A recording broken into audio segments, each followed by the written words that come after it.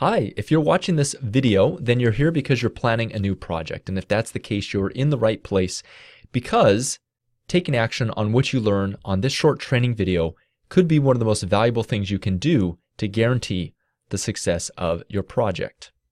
Why is that? Well, in this video, you'll discover how to avoid the number one most costly mistake people make when doing a building project.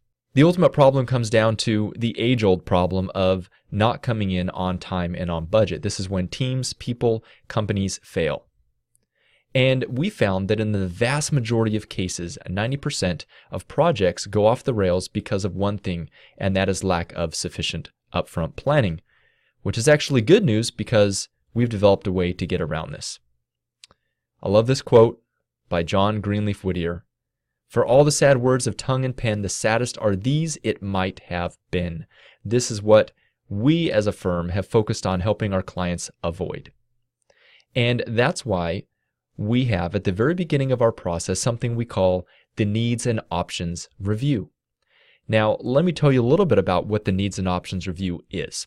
What it allows us to do, it's good because it allows us to make changes early on in the project effortlessly, and also to discover hidden opportunities or obstacles with your project. Now, of course, the bad news would be paying big costs to correct mistakes, oversights, or settling for a lesser design. Ultimately, one of the problems with construction and design is that the cost increases exponentially the later you are in the project to make changes. And sometimes the project is so far along that we can't make the changes. We have to accept whatever mistakes or shortcomings we have in the project. That is something that we are not content to live with. So in this graph, you'll see here that the opportunity to make changes in your project is highest at the very beginning stages of your project. And then as time goes on and the project proceeds, that the opportunity to make changes decreases because, of course, those decisions have already been made. Now, here's a graph displaying the cost to make those changes. We can see that at the very beginning of the process, when everything's on paper, it is relatively easy to make those changes depending on when we make them. However, as the project proceeds, it gets exponentially more expensive to make them later. Like Abraham Lincoln said, if I had 9 hours to chop down a tree, I'd spend the first 6 sharpening my axe. And that's why, as a firm, we take a long-term approach and, like my dad said, measure twice and cut only once. So here, when we lay these two graphs on top of each other, you can see, again, that the opportunity for change here is highest at the beginning. The cost is the lowest, but the cost for change is the highest at the near the end of the project. And of course, the opportunity for change is also lower. So what we want to do is we want to make our design changes over here.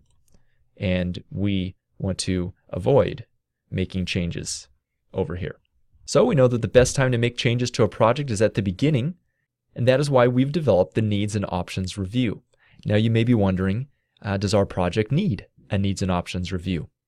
Well, I'm going to ask you a few questions here that you can mentally answer. How clear are you on exactly what you need your project to be and to accomplish? How clear are you and your team on all the options your site will accommodate? How confident are you that you're aware of all the legal requirements? How aware are you of the process you'll need to have in place to get your project completed on time and on budget? And how confident are you that your budget will achieve your needs? Now, don't worry, I don't expect you to be able to answer all these questions at 10 out of 10. That's why we developed the Needs and Options Review, which allows us to fill in the gaps and reduce your need for late changes that could sink your project and your budget. Now, just like a house, just like a building, every project needs to build on solid foundations. We only work with clients who are prepared to complete this step properly with us. We will not rush the step, just like a doctor should not rush the diagnosis of his patient. To do otherwise would be unprofessional. The Needs and Options Review is the most important step because it lays the foundation for everything that happens later on in the project. And the beauty of this process is that it will cost you less than actually skipping it. The short-sighted person who's focusing on just rushing through design as quickly as possible to get the approvals would then feel the pain later on in the project when they pay substantially more. That's right. If you try to skip this step in the process, it will cost you more in the long run. We found substantially more. That's why our needs and options review is an investment in your project and one of the very best investments that you can make. The valuable insights you gain from this first phase, of course, they can be used by your team, by us, or any other architect or design firm, and will ultimately produce a better result for you. Can I skip this step? Not doing a thorough needs and options review could be the most expensive decision that you make concerning your project. So, what's the next step? Well, we designed this process to help you maximize your successful project outcome. If your project is under time pressure, contact us immediately and ask us how to get started on your needs and options review. We look forward to speaking with you, and thank you for watching this instructional video.